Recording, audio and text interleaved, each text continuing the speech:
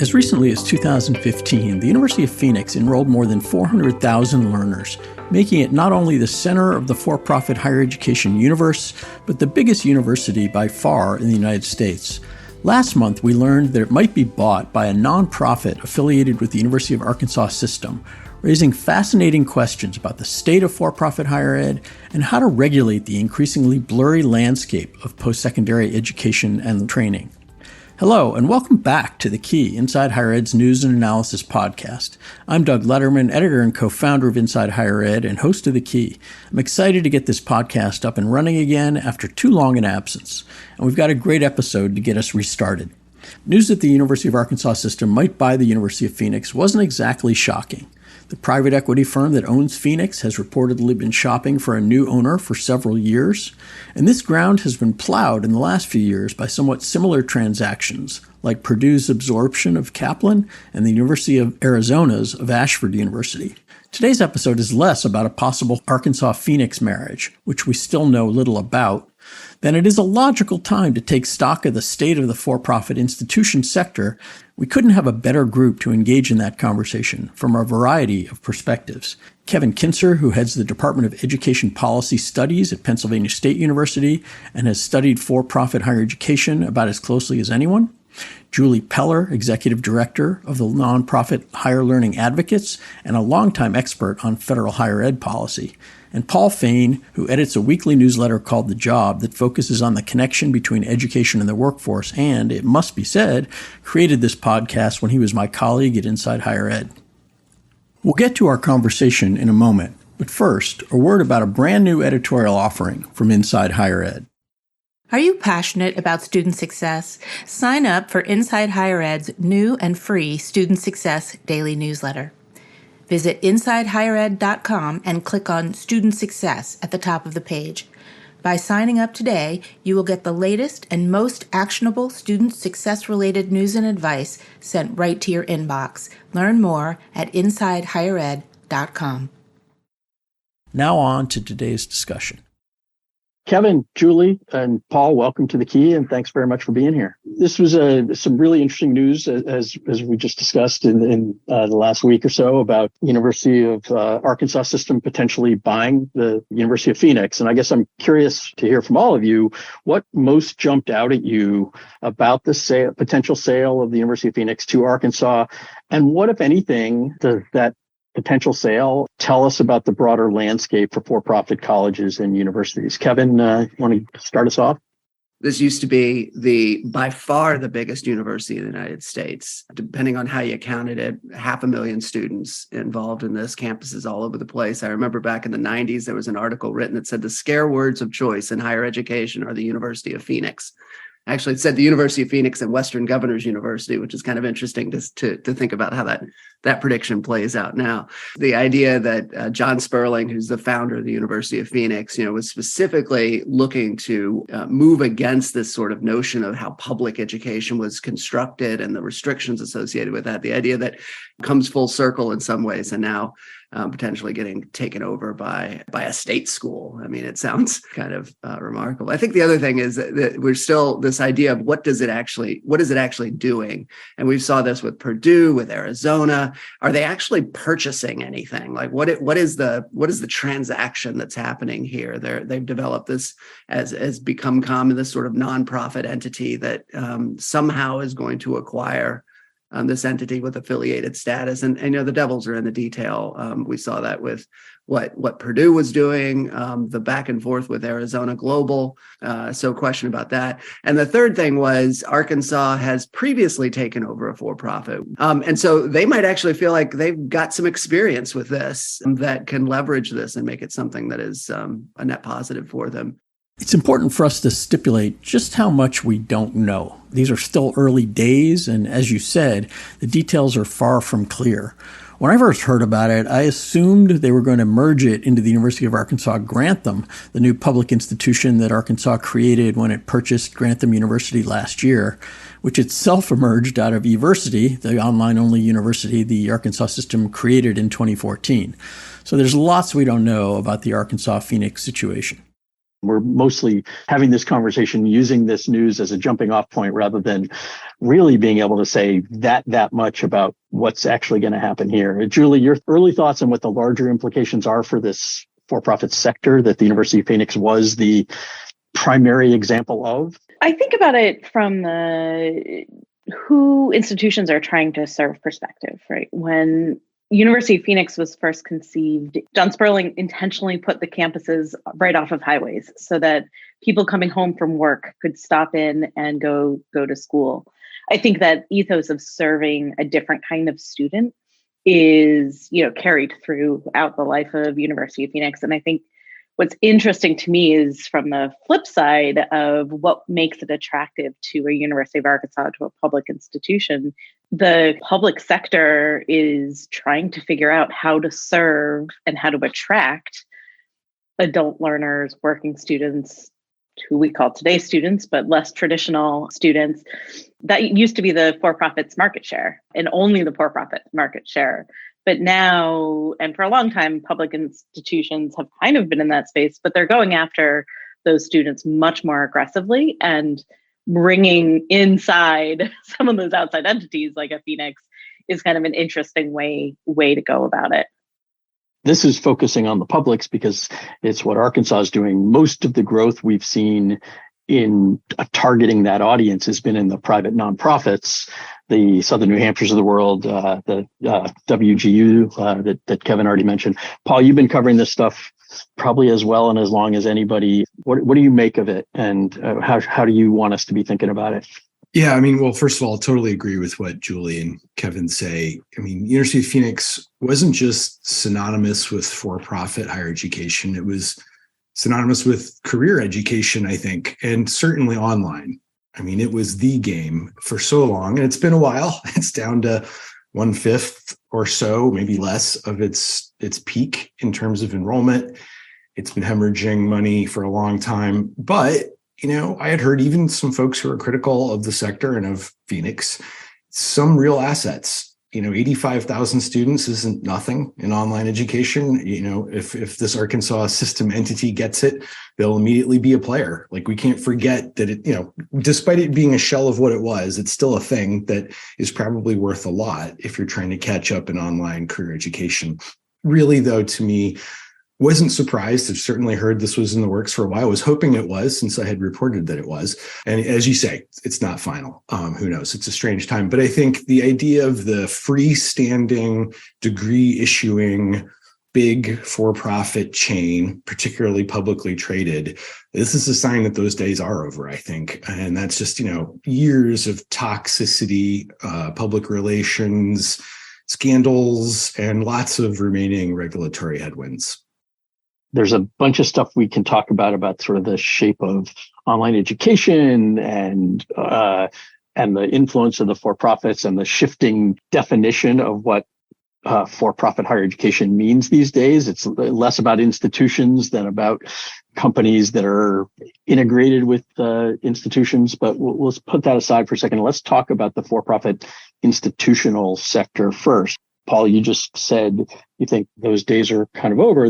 Enrollment at for-profit institutions have dropped, by roughly half over the course of the 2010s, but it's still it was in the 800,000 range, I think, last I looked, and 2021 maybe. And Phoenix takes a 10% of that out of the picture if it stops being in that bucket. I'm curious, maybe Kevin and Julie, to respond maybe to this question of what is the future of the for-profit institution? We've seen all these places try to transition to becoming nonprofit in various ways, some more successfully than others. But what do you think about whether there is still a place for the for-profit institution?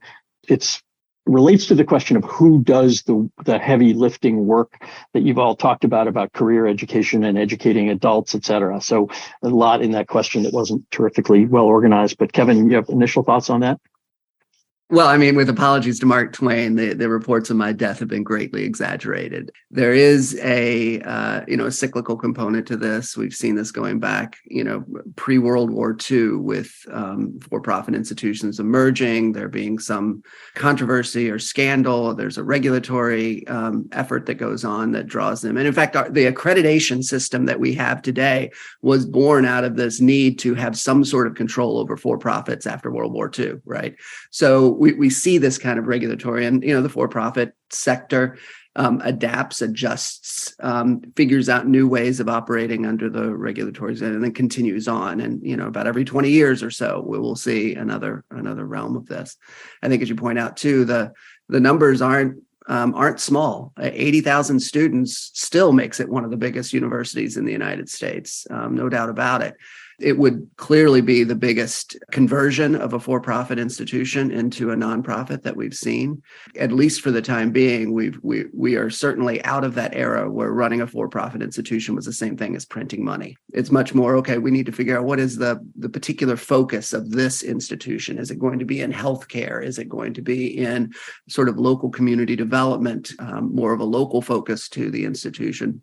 The online space has more recently been dominated by nonprofits now, with Western Governors University, Southern New Hampshire University. I'm not sure where Liberty is now, but I mean, those were the big players that have really taken over that for-profit mantle.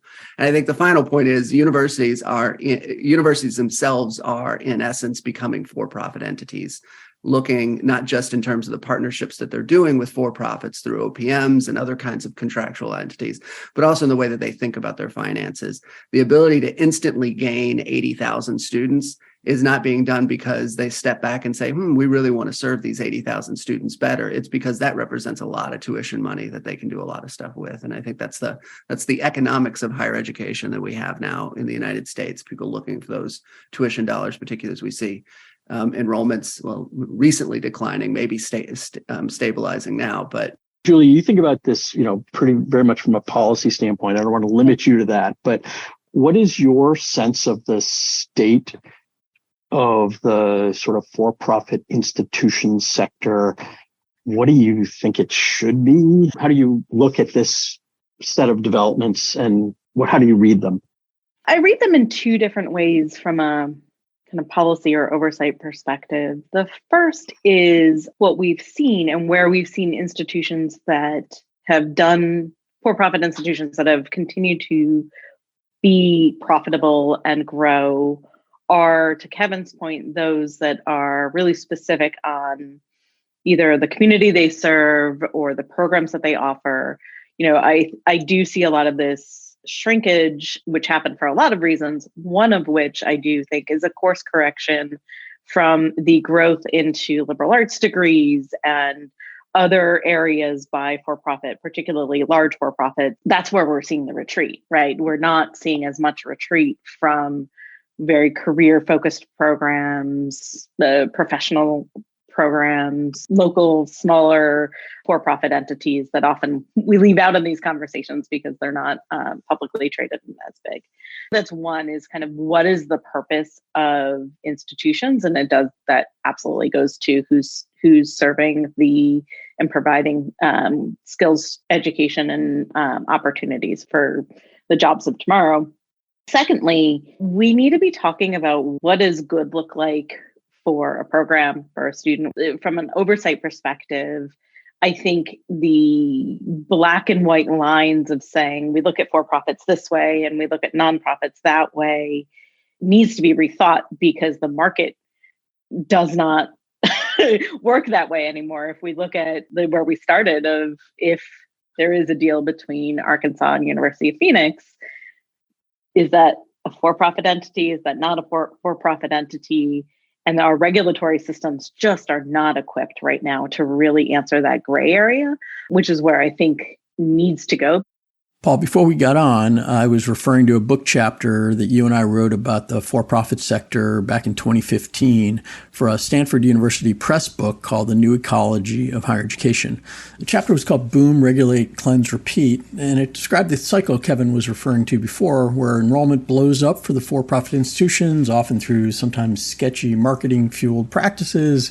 Some institutions cross lines, regulators toughen up the rules governing them, the sector shrinks, and most of the survivors operate somewhat better. We didn't predict the end of the sector. When you said before that the days of the big for-profit are over, do you think we're on the verge of seeing this sector disappear or just certain elements of it? Well, I think the right thing to do for me is to make another prediction here. And it's certainly about such an easy and safe topic, for-profit education. But, I will say, and this is from interviews with folks in the space and investors, Title IV eligible, federal aid eligible, degree issuing, national footprint. No, I don't see it. I mean, I think, you definitely still have Strayer and Capella clicking along. They're doing well. I don't think they're growing much, though. American Public still going along. Adtalem, last I saw, mostly overseas. Very different type of company than when it had DeVry. I mean, those big chains have collapsed. I've always wondered, where are the consumer groups celebrating? You won. They're largely gone. But, you can't generalize about anything in higher education. For-profit education is bigger than those chains. It's depending how you cut it, it's 5% of total enrollment. So it's not as big as the public policy debate would have you think. But the ones that are doing well, from what I hear, small, local, vocational trade schools, allied healthcare, automotive repair, those sort of programs that the students probably don't know or care if they're, attending a for-profit or a public or a private nonprofit. But I think, we weren't totally wrong, Doug, to predict that things would kind of come back. I was just thinking about this today. It was, 11 years ago when Senator Tom Harkin of Iowa, Democrat, put out that big report on the for-profit sector. I always think about this. I had to look to make sure he said it, but he said, this is an industry that's here to stay, will continue to play a significant role in serving growing numbers of non-traditional and disadvantaged groups of students. That didn't really happen, but I think part of what did happen was in the following years, the Obama administration, Senator Elizabeth Warren, they moved away from the bad actors, good actors argument to just bad. And I remember you hear often worthless degrees, every Phoenix degree or ITT credential was worthless. It's hard to compete with that, particularly as we've talked about Western Governors, Southern New Hampshire just dominating the market, getting close to 200,000 students. But it's not just them. I mean, ASU Online, that's a good brand. That's hard to compete with. Inside Higher Ed Careers attracts thousands of engaged faculty, staff, and administrators to its job listings marketplace each day. Get your institution's job openings in front of this top-tier talent by posting them on the Inside Higher Ed Careers portal today. From single listings to unlimited packages, we have a range of budget-friendly hiring solutions to help you meet your campus recruitment goals. Visit shopcareers.insidehighered.com to get started.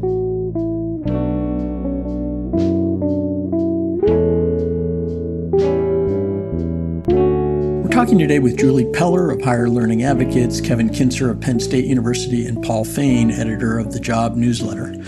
Julie, I want to bring it back to you as the resident policy expert in the discussion. Paul asserted, and I tend to agree, that the consumer advocates who tried to largely eradicate for-profit higher ed from the face of the earth have largely succeeded, whether we agree that the sector is fully dead or just permanently shrunken and altered. Is our public policy still overly focused on those institutions? You were hinting before, I think, at a broader questioning of quality and performance across the post-secondary education and training ecosystem, as I so pithily like to refer to it, instead of the usual higher ed. Do you think the continued focus on for-profits as the evil empire is misdirected, overemphasized? I do wish that we had the same level of conversation about value and outcomes for students in all institutions that has happened over the last 10, 15 years for-profit institutions. At the same time, I think it's right to ask separate governance questions of for-profit institutions, because the federal oversight for public institutions assumes that the state is looking after certain things, or nonprofit governance rules looks over certain things for nonprofit private institutions. We can argue right, wrong, enough, not enough with all of that. But just if you look at structurally, those things don't exist in the for-profit sector.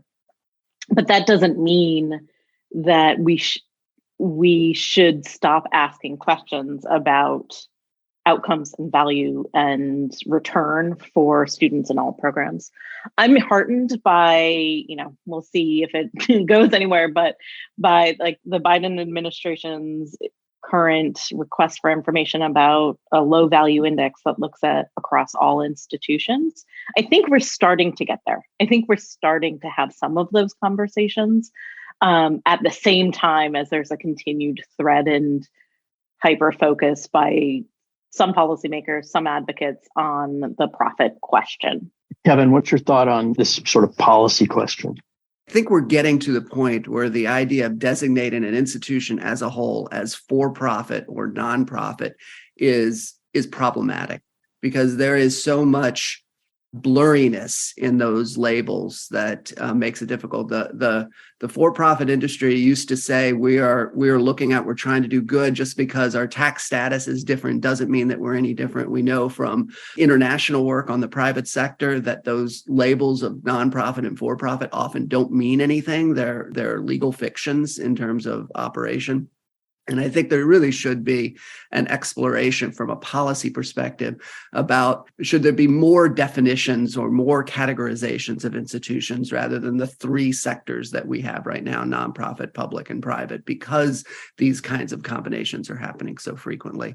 That's a variation on what Julie is saying. It says, okay, we still need to have scrutiny here. But we need to be looking at all institutions. There is a risk factor involved in the for-profit form that I think needs to be discussed. But I think the Arizona Global issue pointed out how that risk factor doesn't get eliminated just because you move it into this sort of nonprofit organizational status, that the motivations and pressures can still exist and be quite contradictory. The for-profits have played an important role, and you all talked about John Sperling's the origins of it. And I agree, Julie, that a lot of the institutions, to the extent they still exist, are going back to their roots as focusing on this important job that we as a country haven't done a terrifically good job with, which is direct preparation of people for the workforce. And there's a lot of opportunity and a lot of room for a lot of different kinds of players in that. And Paul writes about a lot of that in his newsletter, The Job, and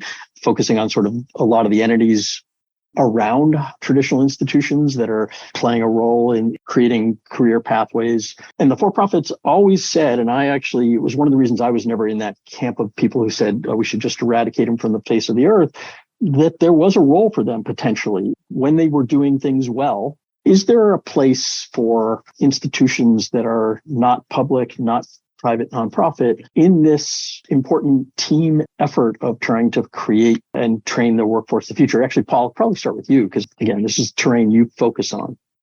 Well, I definitely agree with Julie and Kevin that the boundaries are getting blurrier all the time. You can look at the debate over online program management companies and their partners as being a continuation of this discussion.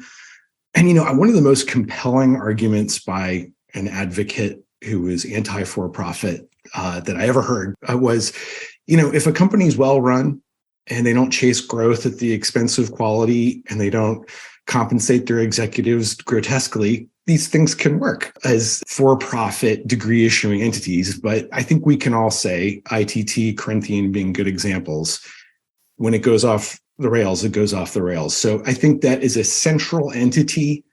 The degree issuer is where it gets fraught. But, I was looking at that great piece in NC Assembly about High Point University, private nonprofit, of course, 23% profit margins, massive marketing campaigns. So the sectors learn from each other. Southern New Hampshire's President Paul LeBlanc has said that he learned from Phoenix. There are lessons there. I think, looking forward, what's the really tough conversation?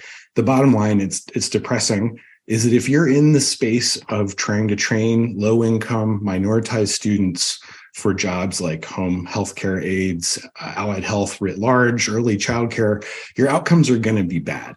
Your completion rates are going to be bad. You're going to have default. You're going to have low salaries. And I think like nuance around that. I mean, I love community colleges, write about them all the time. As we all know, completion rates can be very low in that sector. What's acceptable? Where is higher education's responsibility there? Where does it end? These are like the sort of nuance I'd like to see in policy debates going forward that hasn't been there.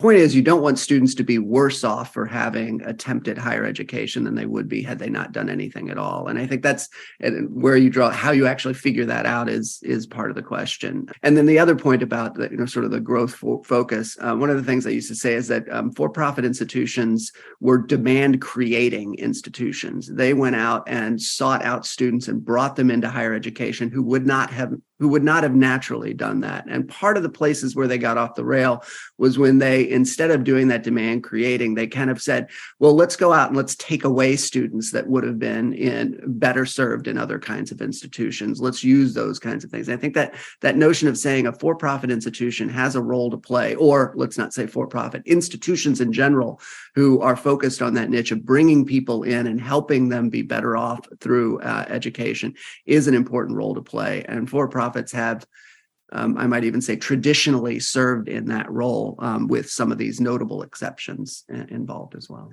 They also went off the rails, as sort of Julie said before, when they went from focusing on preparing people for jobs to offering credentials and degrees in fields where they couldn't necessarily do that in more liberal arts fields. And that was in the interest of growth. Julie, yeah, Paul's asking for a better public policy. Can we deliver on that? I'm not sure we can. Not to all of our satisfaction, especially at the federal policy level. Federal policy is a hammer. It is a really blunt tool. I think we can answer better the question that Kevin just asked of, is this institution, or in my more ideal, is this program at an institution leaving students better or worse off than when they came in? And if they're leaving them worse off in a large percentage, then we need to talk about, are we putting public dollars to send students there? Where public policy at the federal level is hindered is this a good institution? Is this a good bet for a student? I think largely because as a nation, we've not really agreed writ large for higher education in a broad brush to say, this is what the good outcome is, right? What is are you college and career ready equivalent in higher education? We just have not gotten there as a policy community. In the meantime, we need to answer better, is this harmful? But I think too often in conversations, we conflate those things and say we have failed because we can't answer the good question. Doesn't mean we should stop trying to answer the bad question. I'm particularly interested in, Doug, what you said about the larger post-secondary landscape. And as we talk about not only for-profit and nonprofit blending, but degrees, certificates, certifications, all being part of this landscape, for-profit entities, they may not be institutions of higher education yet, but for-profit entities are serving and training learners in all sorts of places in that sub-degree credential space. And we're seeing growing demand for those kind of credentials. And I'm interested in how a for-profit entity plays there and what lessons from a policy perspective we can learn from the regulatory swings of for-profit institutions to apply to make that a better chance and a better ecosystem for people. I was in a conversation this week and had me remembering early conversations among some of the boot camp providers about whether they should become, quote, institutions in some fashion, whether they wanted to play in the Title IV space. And I think most of them kind of rightly decided that wasn't the game they necessarily wanted to play in. But Paul, I'm curious, do you think what Julie just said about sort of the possibility of there are many, many players, and you're documenting them regularly, that are in one way or another trying to provide credentials, sometimes through institutions, but often on their own? Do you see us having learned things from maybe not well, but learned things from how we handled and how the for-profit institutions flowed that would influence that policy landscape for potential other, quote, for-profit entities that might get into this space? Yeah, absolutely. And I realize I didn't really answer your last question on that. I do see a growing number of for-profit companies in the sub-degree, non-degree, whatever you want to call them, credential space, boot camps for sure, but even the, apprenticeship providers is an interesting one out of France. We've written about open classrooms pursuing accreditation, regional accreditation. So, and, partnering with institutions, a lot of these are doing that. But I think, to be hopeful, and I am a little bit here, I think, gainful employment, while dormant, it worked. I mean, there was a lot more interest and attention, even among investors, and outcomes that's still there. I think I talked to a bunch of investors who admitted that they didn't really pay attention to outcomes before gainful employment, and now they do. And I think, when you look at these non-degree credentials, Julie's right about federal policy being a hammer, but you're probably going to see more strings attached. Certainly at the state level, if you're looking at short-term credentials, outcomes being baked into that, and hopefully some high bars, and getting data on that stuff is very tough. But the new short-term workforce Pell proposal from the House Republicans has some potentially high bars for outcomes. Just to kind of throw a big wrench into all this, I feel like another encouraging thing is the debate around credentialism, which I think has been completely absent from the higher ed industry on the whole because of obvious reasons. I think the opportunity at work driven push, where do you need a degree? Is insurance sales the best degree, for your degree job? No. And you're actually seeing movement there. I don't know how deep that will go. Maybe not encouraging students to take out debt for credentials that aren't really necessary for jobs is a good place to start. Yep. And we're certainly seeing a lot of activity there, from Utah to Pennsylvania, following on Maryland, to, in the ways that they have direct control of state hiring, questioning the credentialism there. Kevin, do you want to follow the rare side of the optimistic journalist with any sort of final thoughts here? Well, no, I'm sort of stunned by the optimism produced here by a journalist. I thought you were all cynical. The way I might frame it is the postsecondary universe is much bigger than the Title IV universe. IPEDS does not describe the entire educational realm that we're going at. I was just at the CHIA conference, the Council for Higher Education Accreditation, and the head of the Distance Education Accreditation Council talked about all these different kinds of institutional forms that they were accrediting, things that were just not at all the way a traditional higher education institute. They were focused. They had different kinds of models. They were looking at their market in very different kinds of ways. These are not Title IV institutions. These are probably not going to show up in any sort of database. If we're running a list of how many students are in higher education, they're not going to be part of it. And I think that's an important thing for us to remember, that there's a lot of experimentation that's going on. Those experiments might then drift in, much like Southern New Hampshire University said that they took some of the stuff from University of Phoenix and moved it into these different kinds of world. Where can those kind of blending of different kinds of models and creativity be significant and important? We just heard from Penn State's Kevin Kinser, higher learning advocates Julie Peller, and Paul Fain of The Job, sharing their thoughts on the state of for-profit higher education. Thanks to all of them for their time and their insights. The issues surrounding the state of for-profit colleges are interesting and important, and I'm sure we'll be talking more about that depending on what happens with the University of Phoenix and any other unexpected developments. But I'm more intrigued by the larger issues we discussed about the extent to which federal policy around accountability in higher education should continue to be kind of disproportionately focused on a for-profit institution sector that is shrinking, and whether we will see people in Washington, like their peers in some state capitals, broaden their focus to ask harder questions about the value and quality of nonprofit institutions and programs as well. We'll probably come back to that issue in an upcoming episode of The Key. For now, that's all for this week's episode. I'm Doug Letterman, and until next time, stay well and stay safe.